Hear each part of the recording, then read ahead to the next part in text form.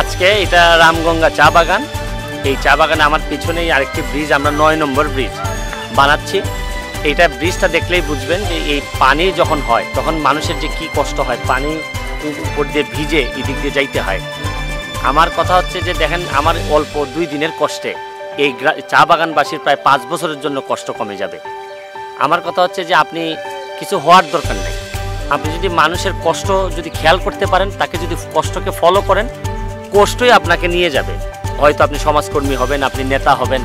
আপনি যদি ধর্মেও বিশ্বাস করেন, ধর্ম মানব কল্যাণের কথা বলে, আপনি মানুষের কষ্টকে ফলো করলে এই কষ্টই আপনাকে হয়তো জান্নাতে নিয়ে যাবে। আপনি দুনিয়াতেও যদি মানুষের সম্মান পাইতে চান, আপনাকে মানুষের কষ্ট নিয়ে কাজ করতে হবে। আমি আশেপাশের যারা আছেন, যারা রাজনীতি করতে চান, যারা সমাজকর্মের সাথে সম্পৃক্ত করতে চান নিজেকে, আমি সবাইকে বলবো আপনার কোথাও যাওয়ার দরকার নাই, শুধু মানুষের কোথায় কষ্ট আছে এইটাকে একটু ফলো করেন। কষ্টকে ফলো করলেই, কষ্ট যেখানে আছে এখানে যদি কষ্ট কমাইতে আপনি যান, দেখবেন এই কষ্ট কমানোর প্রক্রিয়ায় আপনাকে বহুদূর নিয়ে যাবে। হয়তো আপনি চিন্তাও করেন নাই আপনি কোথাও যাইতে চান, কিন্তু এই জায়গায় আপনাকে নিয়ে যাবে যদি মানুষের কষ্টের জন্য কাজ করেন। আমি সবাইকে অনুরোধ করব, যেখানে কষ্ট পান, সমাজকর্মী, রাজনীতিবিদ, যারা যে জায়গায় আছেন, যেখানেই মানুষের কষ্ট আছে এইখানেই কাজ করার চেষ্টা করেন। বাকিটা আমাদের সৃষ্টিকর্তা আমাদেরকে নিয়ে যাবেন। ধন্যবাদ।